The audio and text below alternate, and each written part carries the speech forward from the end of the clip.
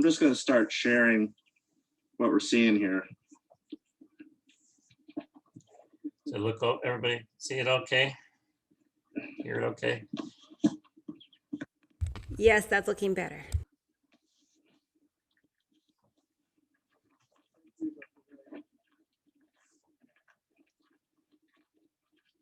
Okay.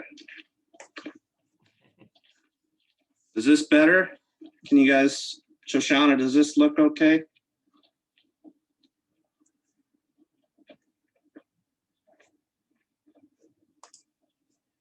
Can anybody comment and say whether or not we're still sideways again?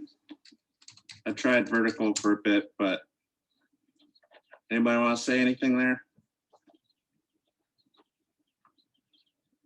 Sideways again. Okay, so we're just going to do it vertical then. That's too bad, but it is what it is. I don't know what's going on with that, but so if you guys are looking, we have a lot of short-billed dowagers, mostly short-billed dowagers. There might be some yeah, thanks, Tony. Thanks, Shoshana, I got it. Yep. It shouldn't be sideways again, where you should be vertical. Okay, good. Good. This isn't the way I wanted to do it. Should be work fine sideways, but we'll do it this way. So that it is what it is. Anyways, looks like we got sounds like mostly short-billed dowagers and Dunlin.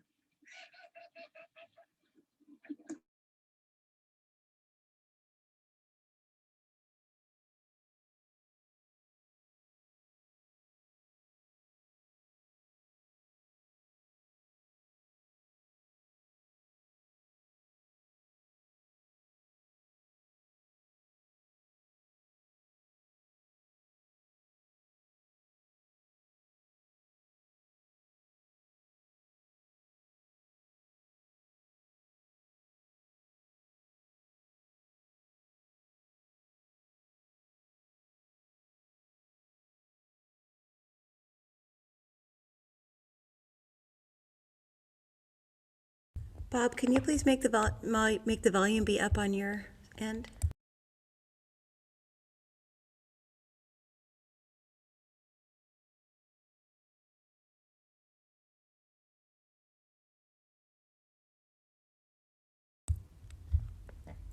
Bob, we're not able to hear the video. Dowagers right now and Dunlin. And there's some great egrets back there. And then we have a lot of birds that are right along the shoreline here.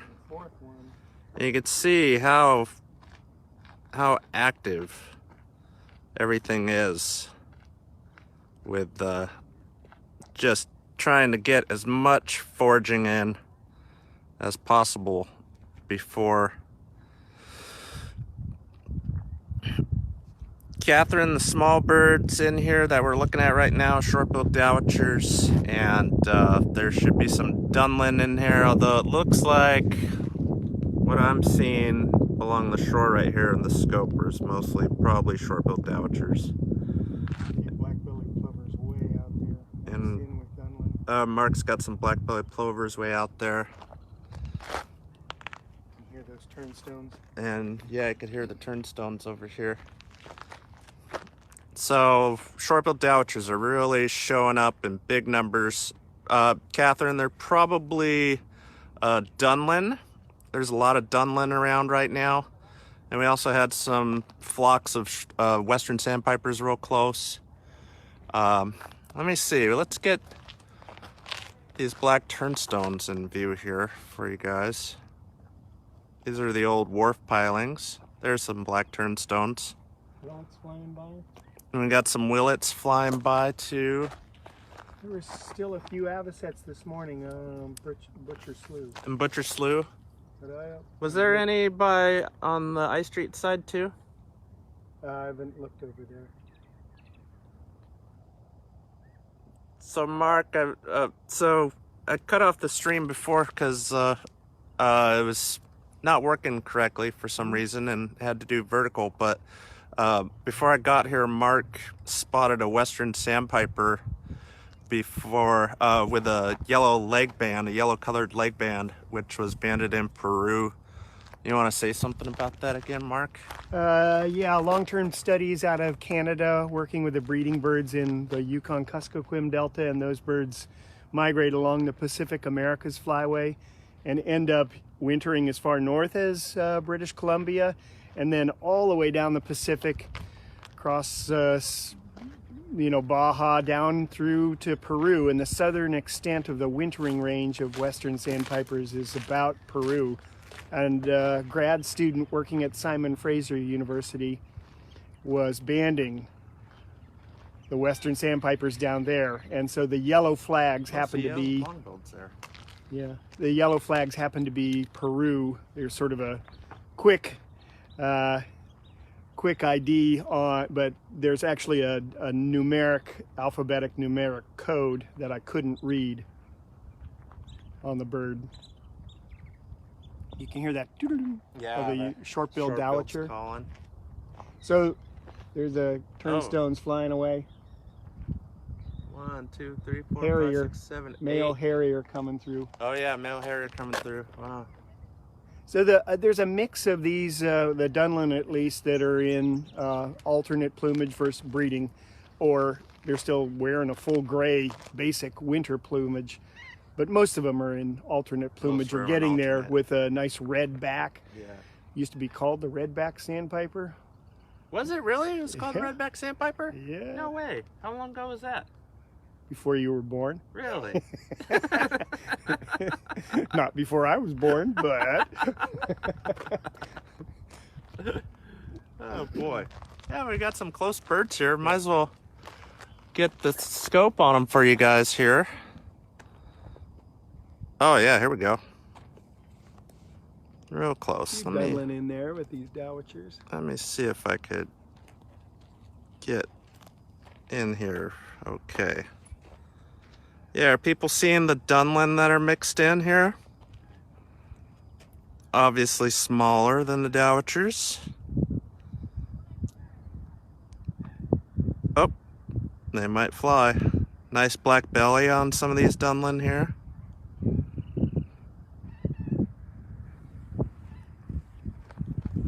And so, in Humboldt Bay in the wintertime, as far as dowitchers go, we have, mostly long-billed dowitchers with a few short-billed dowitchers that do winter here, but they're way less common than long-bills.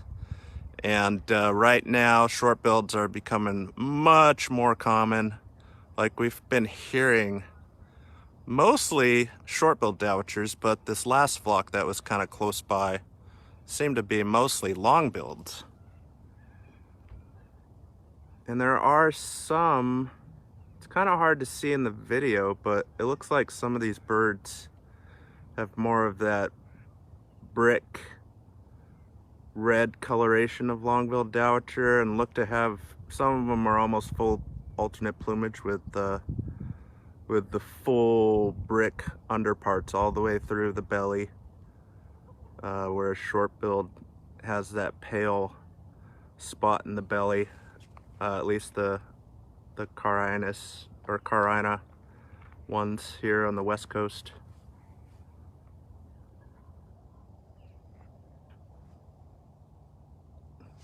How are you at identifying dowitchers when they're kind of in between this? It's tough. It's tough. It's I think hard. there are a lot of mis-IDs, not accusing you or anybody, Yeah, but no. I look at them and, if I hear a keek, it's a long build, Yep. but that's just one. Yep. Or a doodle-doo, it's a short build. For sure. But in the winter especially, I stare at those birds forever. Oh gosh, yes. They're Yes. Yes. So you mentioned one of the 3 subspecies of short-billed dowitchers, and it's Carinus that moves up and down the Pacific Americas flyway. That's what we have here, breeding in Alaska. But then there are 2 other subspecies in the central and eastern Canadian Arctic, Yeah. respectively. I mean, you've got to manage those as different species. Totally. They're completely different populations. Yeah. I mean, geographically quite separate. the Hendersonian Yep. Central Flyway and oh, what's the Griseus? Yep. Griseus on the East Coast. Yep. And the Hendersoni actually has pretty orange throughout Yeah. the belly, like a long-billed dowitcher. Yeah. So that makes things confusing for your central Yes, it does. flyway peeps that might be watching. What are they eating in the mudflats? Somebody is asking. Mark, do you want to answer that one? That's a good question. Dowitchers are challenging in other ways. Yeah. Because they don't show you much of what they eat. They have that stitching motion. Yeah. And presumably they're getting macroinvertebrates. Ooh. Oh, that Godwit just did. Ooh, let's get on this Godwit. Yeah, he's already done. He's already done. Darn it. He just But- got a big, like, pile worm or something like that. Yeah, if you're studying foraging shorebirds, dowitchers are not the species to study because they have that stitching motion, and you really can't You tell. can't see their food No. that they're getting in, yeah. No, but some of the other sandpipers that are coming through, especially western sandpipers, are doing things that we never thought they were. That is, they're using a brush-like tongue to lap biofilm off the Biofilm, surface. yeah. And Yeah. that wasn't known 10, 15 years ago. And that was, Godwit's that was getting, just Godwit's getting another getting good- another one. Oh, get a goodie, Godwit. Let's see. Oh, we missed it already. Sorry. So I mentioned last They're night quick, that man. the subspecies that's in Alaska, which is Beringia, Mm-hmm. and there's no way you can look at them and There's no measurement differences or anything? well, there are, but Yeah. they're subtle. And the ones in Alaska tend to be smaller, shorter legged, plumper than the ones from the prairies. But you couldn't discern that Yeah, out here. that's pretty And pretty females difficult. are bigger than males in virtually all the sandpipers, with a few exceptions. And so you might get overlap in a large female from the Beringia with a small male from the prairie breeding population. yeah. So forget it. Yeah, so long story short, you can't identify the subspecies. No. Not unless you see one with a Yeah. whip antenna hanging off the back. Yeah. You basically identify them by range, or if maybe you get a color banded one. Do they color band the Beringia ones too, don't they? Well, Haven't there been some the banded? population is small, 2,000 is Yep. the estimate, and they're spread out on the Alaska Peninsula. So the few that have been marked have these. Long-billed dowitcher calling. At least Have- sandpipers too. Yeah. The And- few that have been marked have been Oh. marked with the radios. Did he get something? I don't know. Looks like he's washing it off. Maybe he's just washing. You can see how dirty Maybe not. that bill is on this Godwit.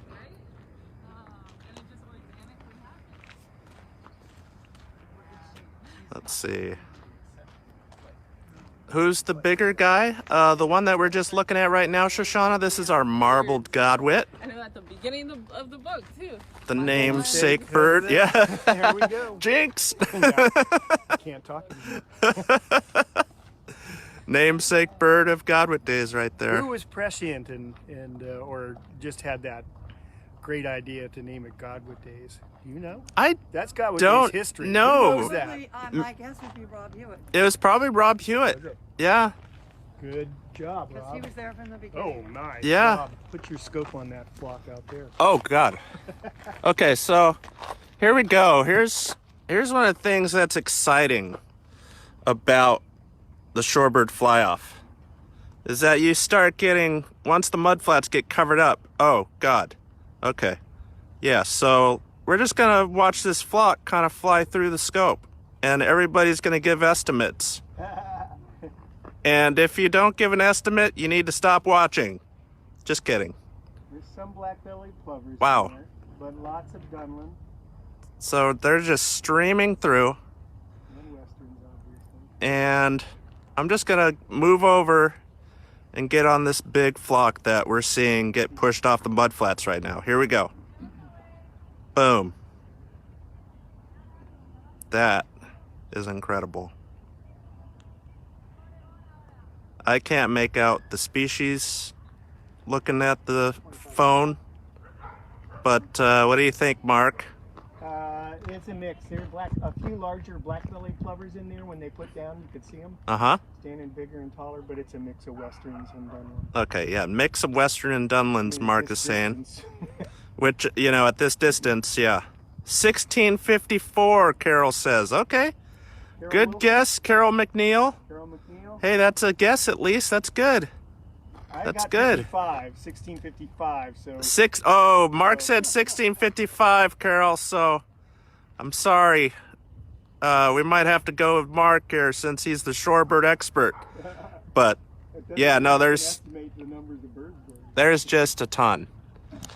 And let's look at this mud flat here that's almost covered. And you could make out shapes of black-bellied plovers in my screen here. See the larger plover-like birds on the left? Those are black-bellied plovers. Oh, jeez. Oh, God. Okay. That's a stream. That's a big flock. Yeah, somebody throw out numbers for this one.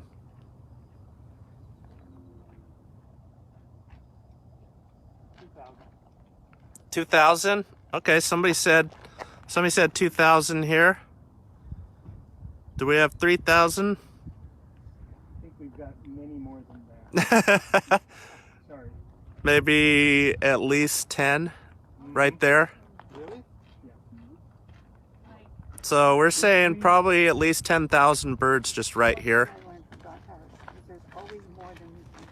I think we could have placed that. Oh, yeah. I would find this as about Tony says 15,000. Yeah, I mean, 10,000 to 15,000. I think that's a good range to be in with guesses here. And so you can see that's one of the last mud flats over here that get covered up. south. But I'm gonna move and scan. Whoops, sorry about that. I remember you were here. I don't think I was. I remember hearing about it the next day, and I've made it like every other day but that. And here we are.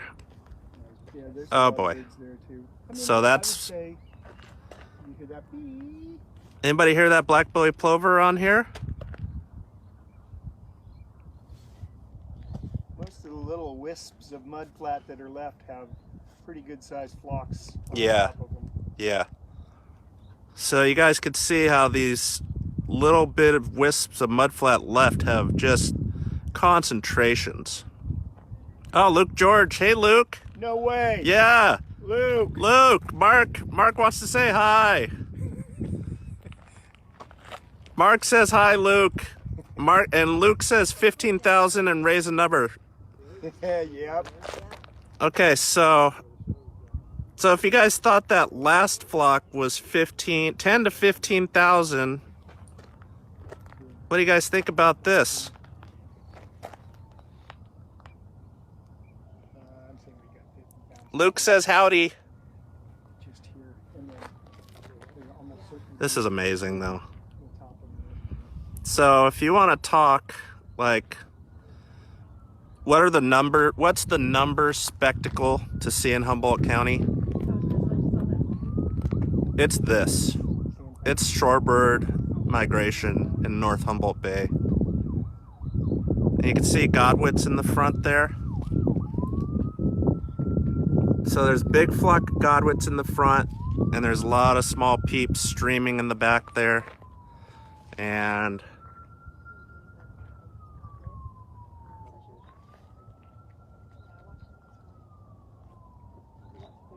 yeah, so a lot of these birds are starting to stream to the right and probably going over to McDaniel Slough, Yeah, right? which won't flood today. The tide today is a neap tide. A neap the- tide, okay. The low and the high, there's just a couple of feet difference between this morning low and then what's happening at 5 o'clock is about a 4.8 foot high tide. So the tide's creeping along, and there'll still be mud flat around the bay edge, like up at Jacoby Creek, and certainly in the basin of McDaniel Slough that'll be available for birds to feed. Mm-hmm. And, you know, they could be feeding at night too. How many species feed at night? Do most of them? No, I mean, I had a student years ago, Sarah Landrum, Uh-huh. Sarah Dodd, who Oh. did a thesis. Least sandpipers Yep. flying by. And the principal, most of the birds that were feeding at night, the species, did so in the fall. and there's a complex explanation for that. Part of which is that the lower of the two low tides in a typical 24-hour period Look at this occurs stream. at night. Really? And so the daytime low is higher, meaning there's not as much tidal flat in the fall, September, October. So she recorded lots more birds at night feeding. Right here is where she did her work. Oh my at gosh. night in September, October. Wow. It's just the nature of the tides at that time of year. Wow. That's So, so cool. the black-bellied plovers you hear out here at night, and they've got big eyes. They and got can big see eyes. things. Yes, right. But that said, the Dowagers and other probing, tactile feeding sandpipers, they can feed at night too. They just have to feel stuff in the Wow. mud. Wow. There's a stream. Look at all those birds. Oh low yeah. on there. Here's a stream to look at, guys. Live streaming a stream Behind of that shorebirds. Sand Island is another big. Look at this. Look at all these guys coming by. Wow. Oh, nice. So yeah, these are probably mostly western sandpipers with Dunlin. And so Mark, right now you still have a lot of Dunlin mixed in, but towards the end of the month it's going to be mostly westerns, right? Yeah, And that's they'll when they definitely really push through. dominate in the next 2 weeks. Yeah. Okay. There, I think. Wow. So yeah, Mark Larson asks, where do they go after the tide covers the mudflats? Well, it's not going to cover all the mudflats today. Yeah. But they would go into the McDaniel Slough Basin and either roost, that is not feed, or there you can hear Dunlin calling. Yeah, you guys hear that, Dunlin? It stopped, of course. They could be feeding because there's still going to be tidal flat exposed in that McDaniel Slough area. Right. But if they're, fat and sassy, then they're just going to sit and roost and wait for the tide to go out. And an osprey. Yeah. Look, there's an osprey on the spot there, guys. Everybody see the osprey there? There's a very big flock on Sand Island. Look at that. So Mark just said that there's a big flock on Sand Island too. So if you're not familiar with Sand Island, we are gonna go to Sand Island. Well, that's not It's not quite really- it, I think it's but too far. but you could kind of get an idea. It's pretty distorted right now. Thankfully, it's overcast, so that kind of helps a little bit. Good thing it's not sunny. But that's Sand Island out there. Caspian terns nest out there, or have in recent years. Brant, like hanging out there in the wintertime. You can see there's a lot of birds out there.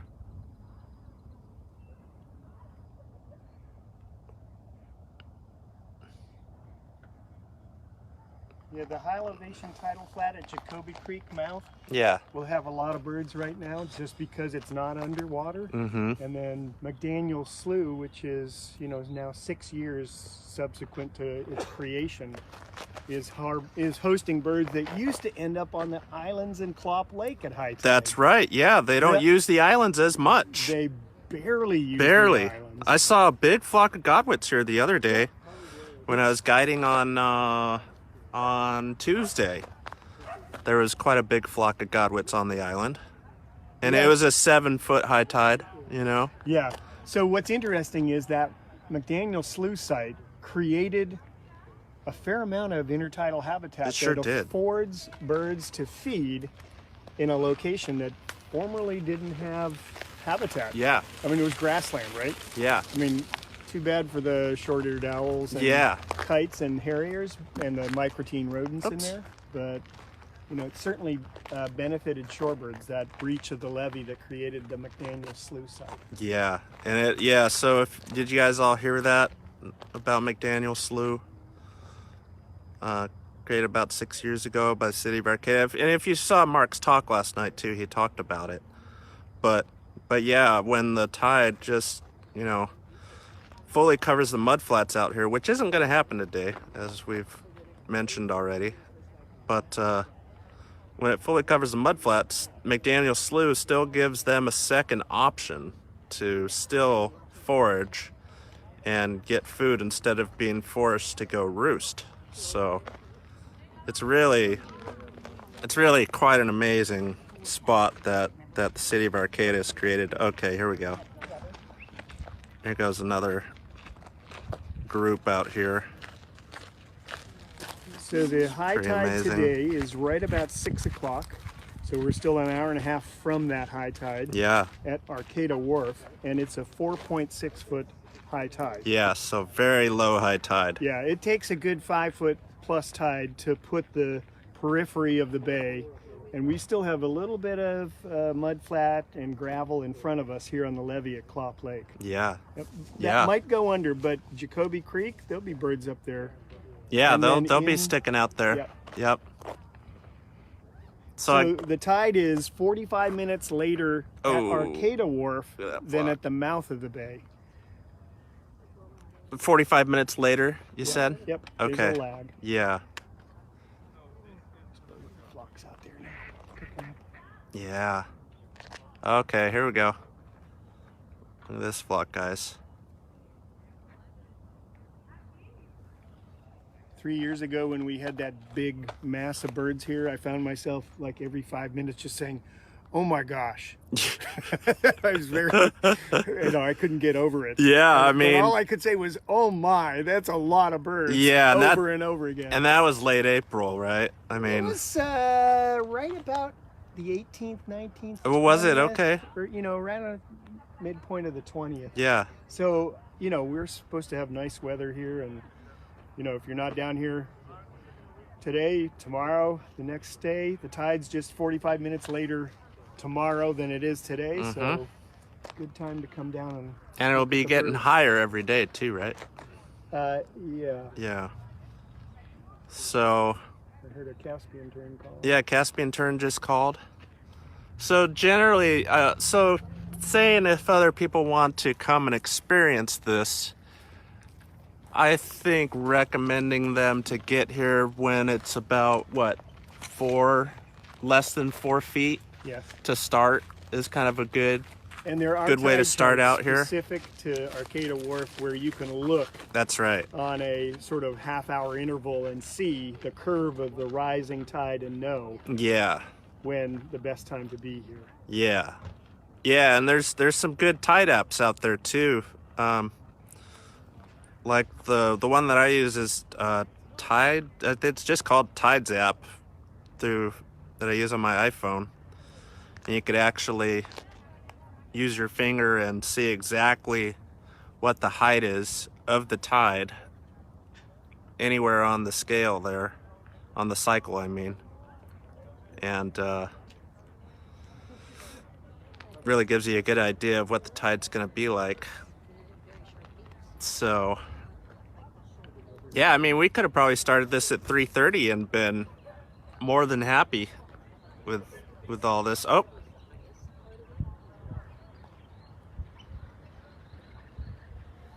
There's a short bill right in front of us. Is it a short bill? I thought I heard it talk.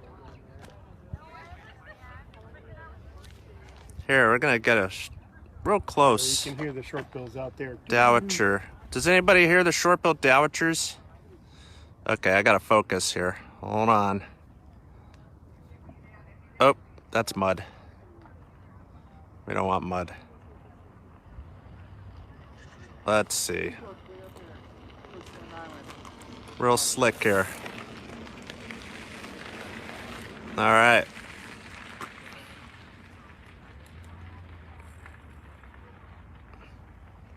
See, there's a couple of Dunlin down the way that are just on the right side of that flock. Oh. All the dowagers. So what do We're you... talking about the Pacific America's flyway, and the subspecies of Dunlin that occurs here is Pacifica, and it's one of the largest of the 6 or so subspecies of Dunlin. And that is, that bird is on average about twice the size of the Dunlin that you find in the British Isles, Scotland breeding, for instance. The Did you say point being, twice the size? Yeah, they're different species. They breed in different areas. They're morphologically different, and they're geographically isolated. They move along different flyways. And so really, Dunlin, the subspecies, really have to be managed as individual units, right? This looks like a short bill to me right here, right? Would you say? The one right in front of us. Yeah. See white in the vent, yeah. Yeah, see white in the vent. And then also one thing too with this Dowager, when you see the bill tipped up, I mean, it looks pretty long billed, but you could see a kink right at the tip. A downward. And that's a good mark for short-billed Dowager too. Hear the pee-wee black-bellied plover calling? Yeah, black-bellied plover. You guys hear black-bellied plover? Comment if you heard that black-bellied plover. Comment if you didn't. I mean, this is interactive. It's not just us here. You guys are here with us. So feel free to, pop in and say whatever's on your mind. Well, maybe don't say whatever's on your mind, but, say whatever's on your mind regarding this trip and, the shorebirds that are here. So we're going to get some more close looks at some shorebirds here. Oh, there's a bunch of nice short-billed Dowagers here. You can hear least Sandpipers calling creep. So, yeah, did you hear the black-bellied plover, Jeff? Nice, Jeff Todoroff heard the black-bellied plover. And you can see these guys are short-billed Dowagers here. Better looks than earlier. Better lighting now. You could see a lot of white in the vent of these guys. A lot of these guys aren't in full alternate plumage. Yeah, I think the kink is pretty consistent, but in the wintertime, generally I really like to use call to identify Dowagers. Like, it is just very hard in the wintertime. If you look at published Some people could do papers, it. Most people group Dowagers as a four-letter, Dowa. Dawa, yeah, yep. But generally, like we said, in the wintertime here, it's mostly long-billed Dowagers. But most of these birds we're seeing right here are short-billeds. You could also see the spotting, distinct spotting on the sides of the breast. That's a short-billed character. Oh, Bob Fopp's here. Hey, Bob. Bob and I are doing a challenge right now with fantasy birding where we're trying to see how many species we could see by the end of June, and there's a bunch of teams competing. So, and this isn't in the circle, Bob, by the way. So, I wish the Marsh was in my circle. And there's some nice Dunlin mixed in with the Dowagers.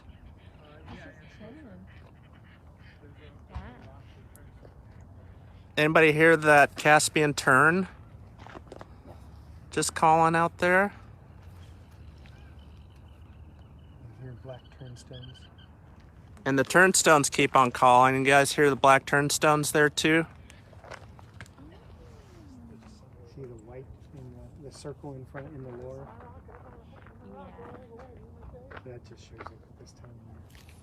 When you're out on the jetty, most of the rest of the year they just have a black face.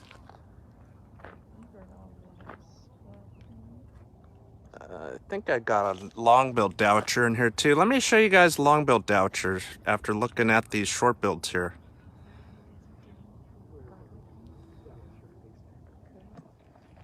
So you see this bird way in the back? That, let me see.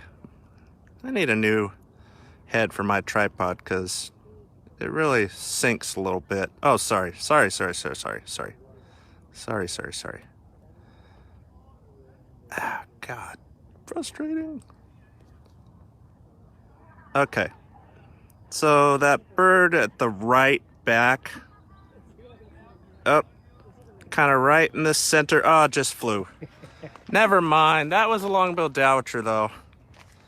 is much more brick. You're hearing lots of keek, keek, keeks, but then there's some toodaloos from shortbills calling. This bird doesn't want to move. Yeah, you could hear. Is the keek a single note? Yeah. Yeah, it can be. Yeah. Long-billed dowitcher makes the keek. Yeah, if you hear them, if you hear dowitchers while they're foraging, guaranteed it's always going to be long-billed dowitchers. Short-bills never vocalize when foraging. That's pretty diagnostic. So we're not really looking at anything right here now. Oh, what's this? There's a dowitcher still down here. Let's just look at this and see what this is. Wow. One lone dowitcher.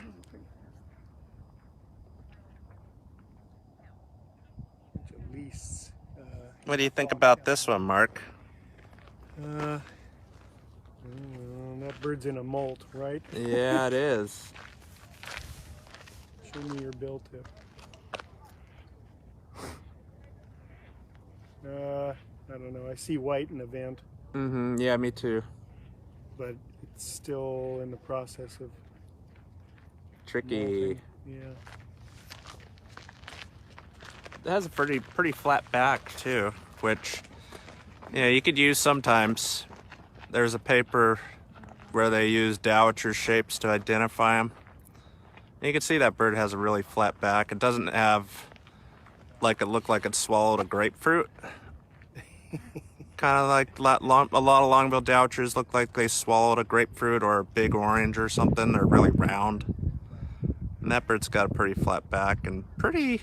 It does have that white vent still, but it's definitely not fully molted yet. But I would say it's probably a short-billed.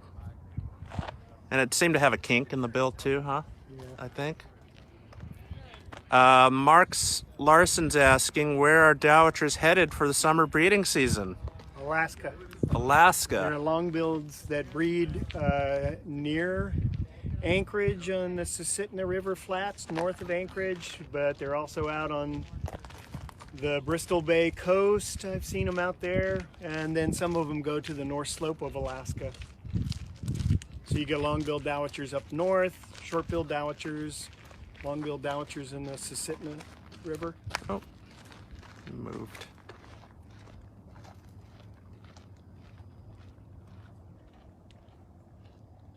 Hope I don't start talking crazy here. The smell of Humboldt here. That's all we'll say, people. You could guess the rest, you know? We're in Humboldt County. If I start, not making sense, you know. If you're not, if Mark starts not making sense, I'm really getting Yeah. hungry. I think I'm gonna go. you're have getting. dinner. Why are you so hungry all of a sudden, Mark? Jeez. Your eyes look okay. All right, let's see here. Let's see what's on the pilings here again. Oh, still got dowitcher. I mean, turnstones, black turnstones. And they look pretty black right now, don't they? In here. The black-bellied plover with its head tucked. Oh, on the. Oh yeah, there's quite a few turnstones. Excuse me. I was told you guys might be able to answer this for me. I was told once that there's 429 different species of birds that migrate through here. That might be close to the total number of birds in Humboldt County all-time Oh, no. seen. But species, you said? Species. Oh yeah, there's a black-bellied plover That'd be a little high. sitting there. See the plover shape? These would be 70, 80 species here right now. Okay. Okay. Great. Thanks so much. You bet. Yeah, but the Marsh has recorded 341 species total at the Arcata Marsh here. Okay. I think that's the total.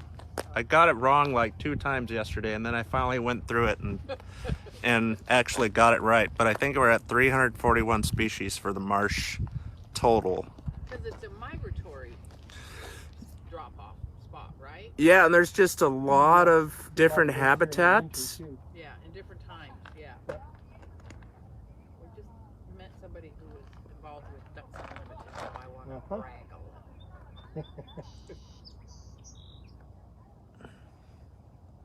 Let's see. What time are we at right now? Yeah. We're at 4:40. 4:40. Should we walk maybe that way and go look out that way? Let's go to McDaniel's Lake. Okay. Thank you, gentlemen. I appreciate Yeah, no problem. Nice dog, by the way. it. Gorgeous. Here, let's get a look at this dog here. Wow. What kind of dog is that? He's a mix. He's St. Bernard, Great Pyrenees. Oh my gosh. A Bernard Pyrenees mix. Not just birds here, people. Not just birds. So I'll just give you a view of the bay right now, too, before we go walk a little bit to I Street. So that over there is the oxidation ponds. If you look that way, Jacoby Creek mouth is that way, and that's where the highest mudflats of Humboldt Bay are found. And that's a spectacular shorebird spot. A lot of good birds there over the years. And then look that way, and you can kind of see the Samoa Bridge back there, and right in front of us are the old Arcata Marsh wharf pilings, which actually used to extend over a mile into Humboldt Bay. And that's where Arcata used to get a lot of its goods and stuff distributed to them, was through the bay back in the old days. So, and here's Clop Lake. If you guys haven't seen Clop Lake here. Some black-crowned night herons back there, and snowy egrets back there. Then we got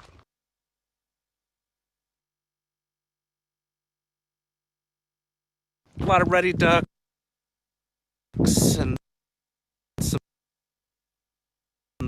some lesser scaup in here too. Since we're going out to the other side of the bay here, we might get a little bit of a breeze. What was that? I might go back and look and it might be something we don't want here. Yeah, I don't know. Let's go see here.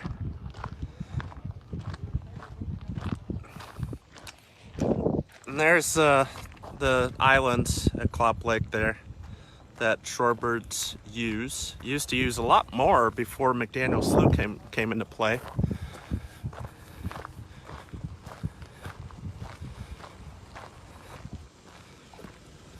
Maybe, do we want to walk out?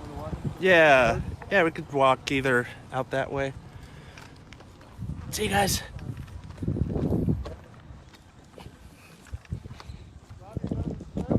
Yeah, we're gonna walk this way if you guys want to go that way too. Feel free. We got a lot of activity in the parking lot here, the Arcata Marsh. It's a popular hangout spot.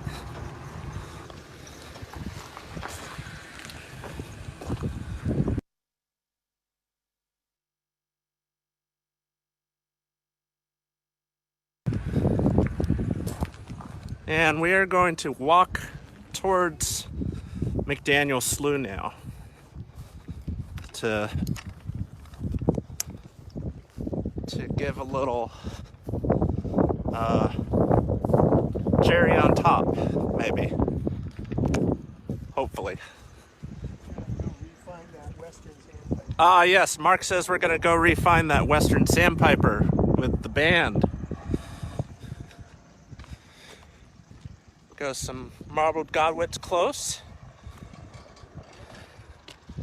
Remember, no diving in the shallow water here.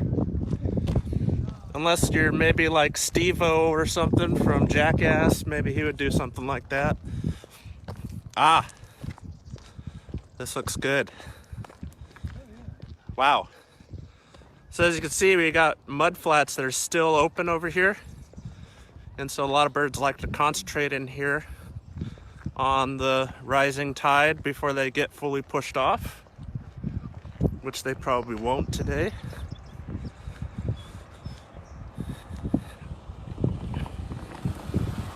So Mark, what would you say your biggest flock you've seen at one time here? Well, it was 3 years ago that Was I here with you too? I think there were a bunch of people. I saw Yeah. Dave Fix there. He was here, as he's white.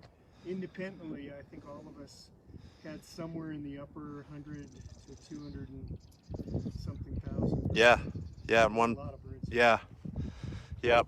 You know, I suspect one of these days, in this next week, there should be a lot of birds here. I mean, there are right now, but Yeah, that sort of number. It all depends on if the weather holds and, you know, cooperate and you right. enjoy yourself out here. Yeah, for sure. More godwits close by here. Oh. Here are long-billed dowagers. You guys hear all those peeps there? The peep, peep, peep, peep, peep, peep, peep. Those are all long-billed dowager calls. Diagnostic calls.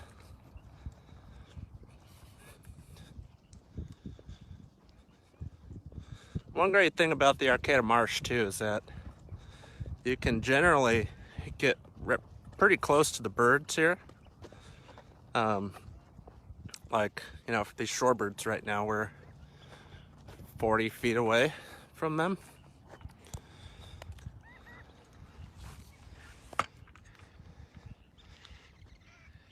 Oh. Oh. Nice.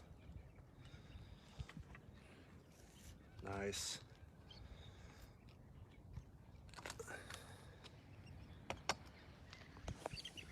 Ah. Very cool.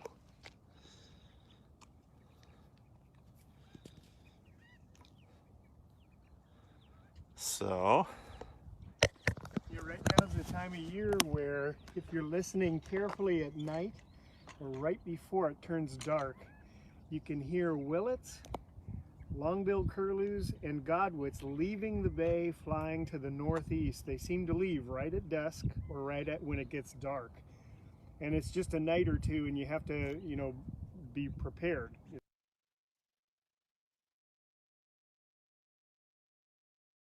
Sometime in early to mid-April that you hear this, and, you know, it's dark.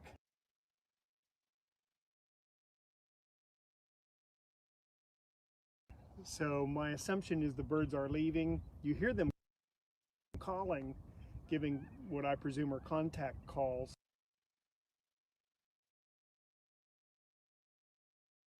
And heading northeast. You can just listen to them as they come off the bay and head out over the, you know, direction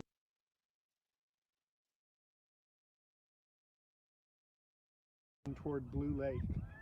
So I imagine those birds are all going to the prairies because marble godwits are in the other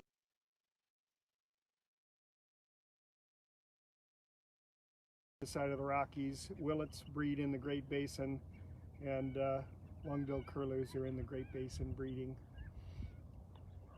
So short flight, probably they'll get there before, you know, sunrise is my guess, Yeah. depending on how far they're going.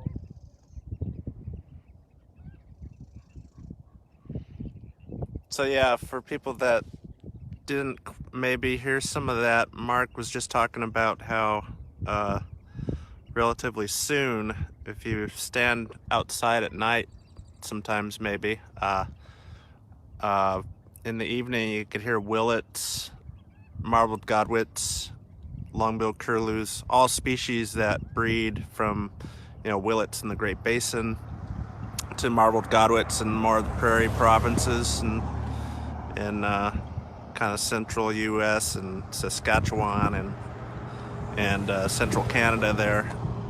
They're all flying up and moving east, flying east, migrating out, and you could hear them doing a lot of calls and contact calls and stuff with each other as they're flying out. And yeah, you could just kind of get a sense that a lot of these birds here are just fattening up. So what I haven't seen yet today in the flocks are any long-billed curlews, suggesting they've already left. Yeah, you know, I haven't seen long-billed curlews for a couple days. Yeah, Actually. I suspect they're gone. Oh, Yeah, but that's not to say that there are a few willets in this group and godwits. yeah. Have we even seen any willets today? There's two or three over there against in front of the stakes that are in the Ah, salt marsh. yes. Okay. Okay, we could give you guys the song.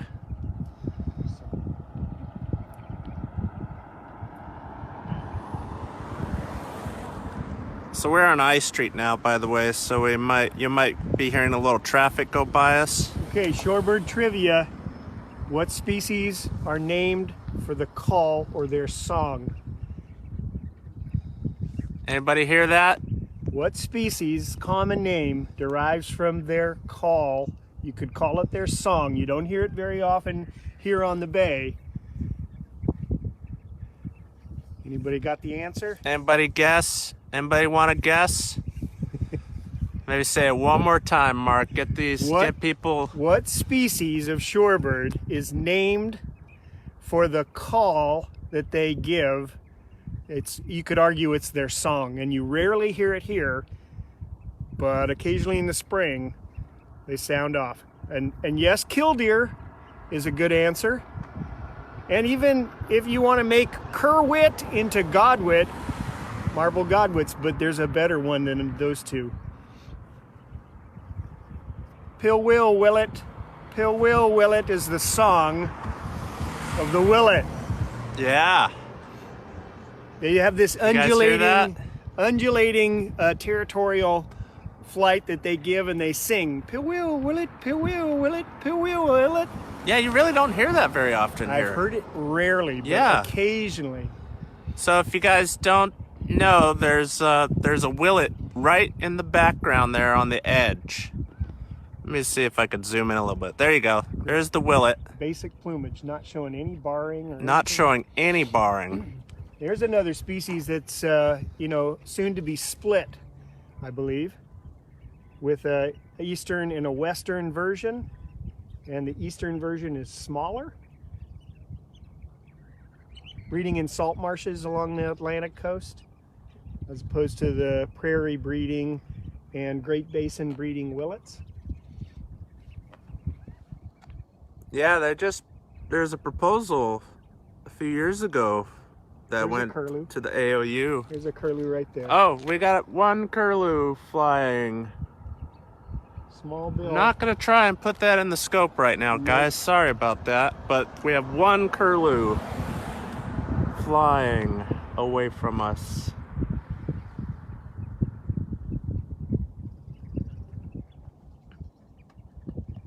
Let's see. We also hear a lot of sandpipers calling.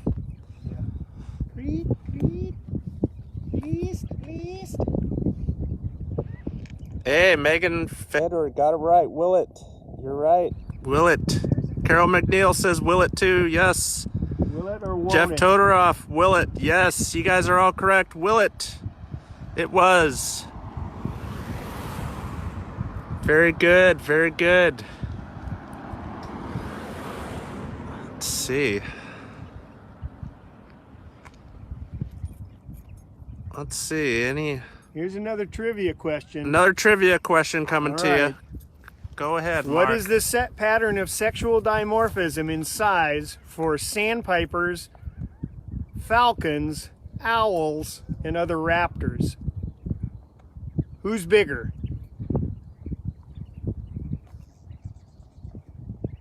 If you answered female, you're correct. Yeah. Why? We're is the letting next ya. question. Yeah. Yeah. All right. So why are females bigger, Mark? Why? Lots of debate, and some of it has to do with things like niche partitioning between the sexes, although I think that argument might be a little bit difficult. But they do partition niches. Some people have also argued that males are smaller than females because in most of those species there's some form of aerial display during courtship, And that's, you think about raptors like harriers doing their U's and barrel rolls. Well, lots of the sandpipers also have displays that they give on the wing, and so it's advantageous to be a small male in the tundra of the north of Alaska if you're a semi-palmated sandpiper or a western or a Dunlin. It also might be related to advantages to being big if you're a female. And, you know, I have a lecture on this, so I'm not going to give it. Yeah. Next Godwit Days, Mark will give a lecture on that. That's what he just said. He just agreed to it.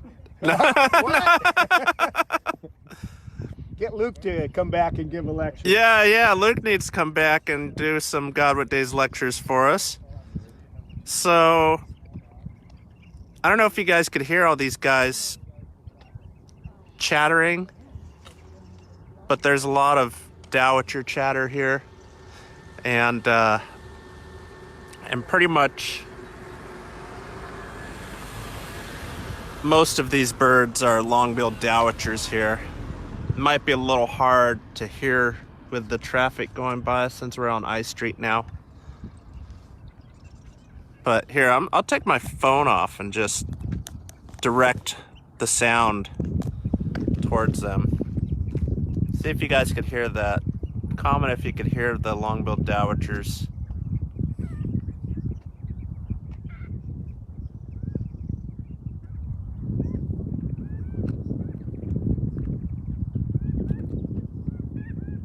Are you guys hearing that at all? Anybody hear the long-billed dowagers there? Larry, we have heard some least sandpipers, but we haven't actually had any on the ground to look at this time. Mostly small flocks just flying by.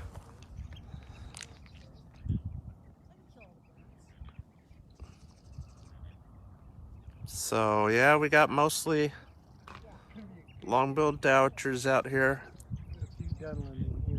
with some Dunlin mixed in. And some willets, some godwits. Whoops. Oh, sorry. Let me do that again here.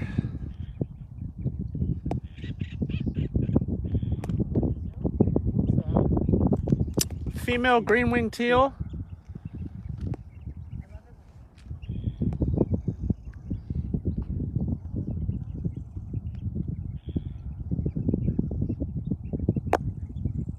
Oh, yeah, Jeff. Bring the parabola next time. Good call. Good call. So, if you guys could see, with all these dowagers, they're just a mix of plumages right now. Some of that could be age-related, but there's definitely some dowagers that are almost full alternate plumage, and they're long-bills. And you can see in this video how kind of that brick red color that short-bills just do not get. There's one still in full basic plumage. That thing hasn't molted at all. It's incredible. Maybe that's a young bird. Oh, just heard a short-billed. The tight edge is not moving, is it? It's not. Almost 5. We still have an hour. Yeah, do you know what the tide is right now? Do you have an app on you? It's got to be about a 4 and a quarter. Yeah. Something like that. It is barely moving. And I don't think that's going to go under. That's tidal flat. The edge is going to be... Yeah, no, these birds are stoked. They're just going to be foraging. Oh, you can see on this long-billed dowager in my scope right in the center how it's got the nice barring on the sides. That's another feature of alternate plumage long-billed dowagers.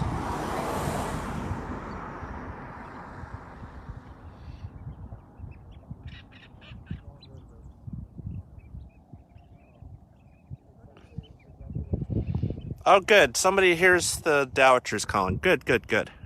Carol McNeil, hello.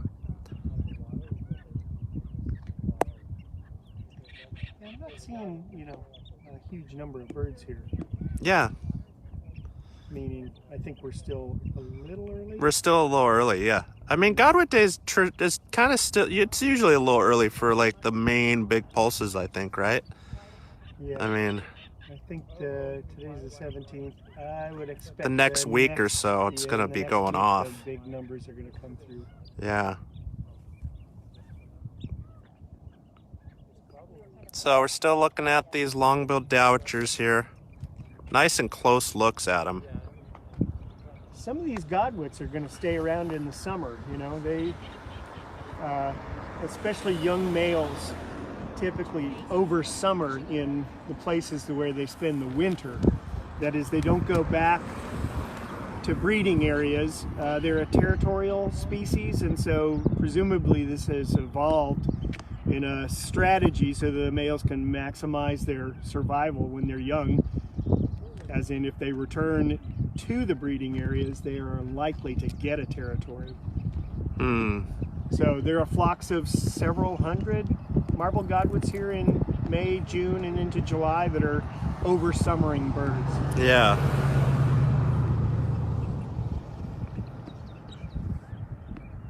And curlews will do that too. There are a few curlews around.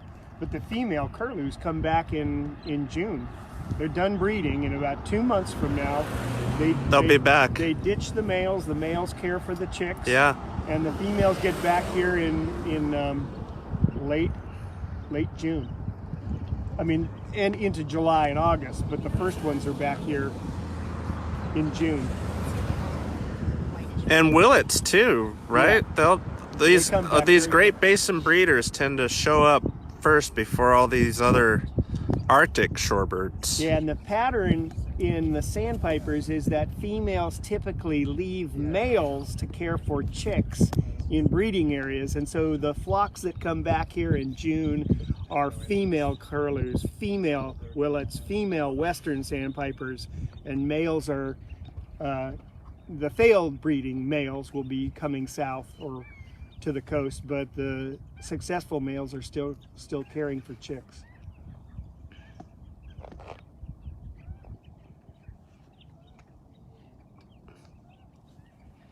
Yeah. Shorebirds, do they differentiate during breeding time? Like, are the males slightly more accentuated than the females? Pretty cool.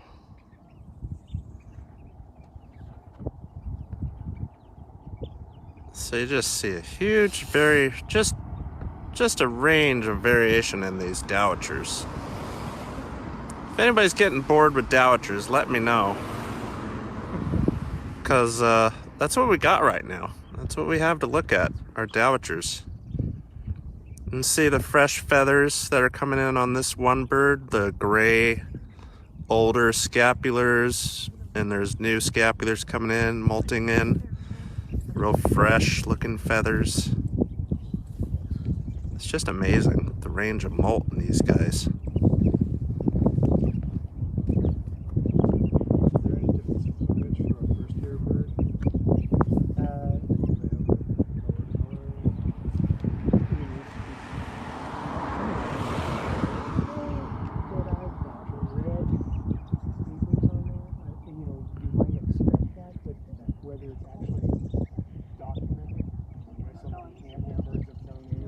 Look at that bird. That's just barely got any alternate feathers coming in. Is there any color dimorphism between males and females? Amazing. Males might be a little bit. Does anybody have any questions, comments, or anything else? I think we're getting close to the end of this here. Probably close to 5 o'clock. If it's not 5 o'clock already, I'm not sure. Can't really see the time right now. So there could be subtlety there that you would have a hard time looking at these birds and saying,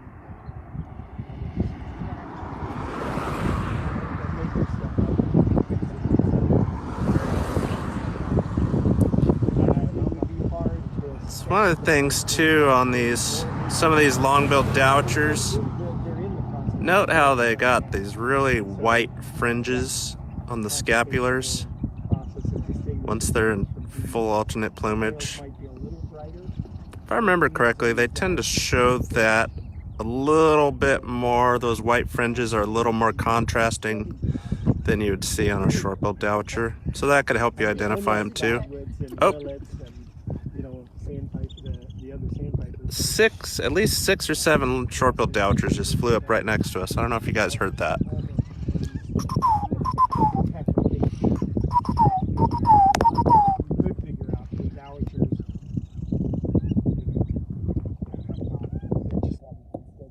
Oh, it's 5:06? Oh, thanks, Larry. Okay. Well, with that, guys, I think we'll depart and say goodbye. Some other birders are joining us too. You guys want to say hi? Hello.